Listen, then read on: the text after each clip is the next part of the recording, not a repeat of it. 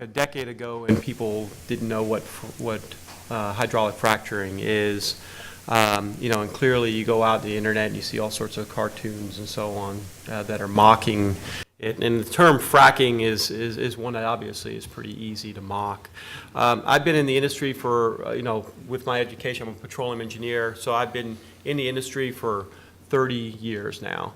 And it's taken me, I mean, the better part of that time period to, and I'm continually doing this, educating my parents as to the process. And I mean, they're obviously very close to somebody who understands different portions of it.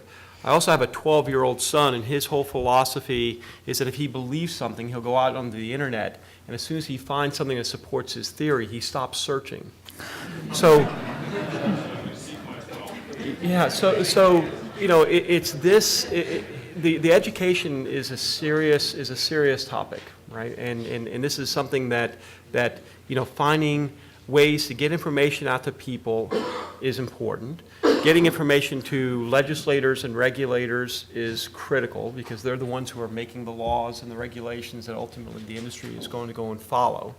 And so that is an area where I think we have to have a tremendous amount of focus to make sure that we get the right message, and if we don't end up having, you know, if you go, there's an Artists Against Fracturing group, and if you go and look at their list, and they have, you know, all sorts of people, Robert De Niro and everyone else who's against hydraulic fracturing. I don't think he even knows what it is. But he's on there, and if you can associate with somebody on this list, you say, well, if that person knows there's something wrong with it, then there's got to be something wrong with it. So that's going to be a critical issue, I think, for us. So I'm Wayne Pennington from Michigan Tech. I don't actually have a question for you, but I have some comments and a story I'd like to share with the audience here because we're here for public policy and how to deal with people on the Hill. First of all, I have been a fracker. I currently am to some extent. I spent a considerable part of my career in industry providing geomechanical models for hydraulic fracture design. Full disclosure, I still consult for Schlumberger through their training subsidiary called Next.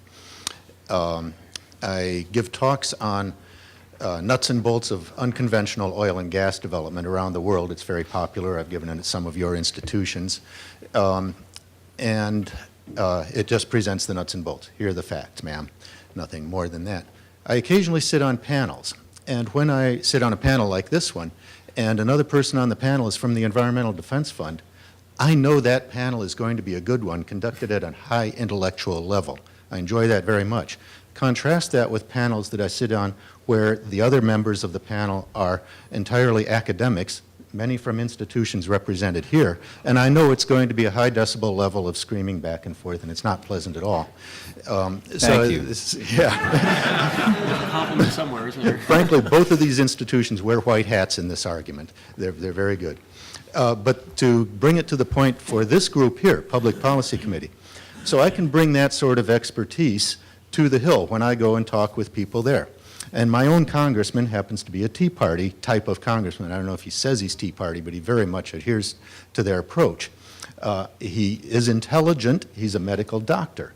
So he listens to me when I talk with him about things like hydraulic fracturing. And he loves what I tell him.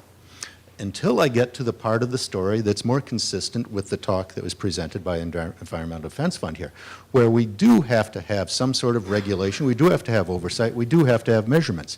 You can see him visibly bristle at that. And this is similar throughout other conversations on the Hill when I'm talking with extreme conservatives. But at least I've got their attention. They understand what I'm talking about, they understand where I'm coming from. And they tend then to believe me. And they say, well, now, like you say, the children looking at Al Pacino's record or something like that, say, if he believes this, how does that fit in with what I'm going to say, what I'm going to believe? So one question that I had that I still wrestle with the answer for, and that is, okay, if you think there should be regulation like this, where should it be? At the federal level or the state level? Well, that's an intriguing question. Initially, I said, well, at the state level, because geology is different everywhere, how we handle production is different everywhere, and it takes local expertise. On the other hand, let's take New York as an example. We've got a number of people here from New York today. If they were to open up to hydraulic fracturing and so on, so that there are then thousands of wells where there used to be 20 wells. Let's just say that's what it is. Hydraulic fracturing, that is immaterial. It's just the fact that brings this industry into the state. That's what's important. The industry coming into the state. How are they going to regulate it and oversee it? They have probably 0 petroleum engineers on their staff anywhere in the state at the moment. And how are they going to hire them? They don't have regulators paid at the salary that petroleum engineers can get anywhere else in the industry today. So that is a problem, and I don't really know how to deal with that. But I think that's where we need to be looking, at that sort of direction. Thank you for letting me have the floor, giving my thoughts on that.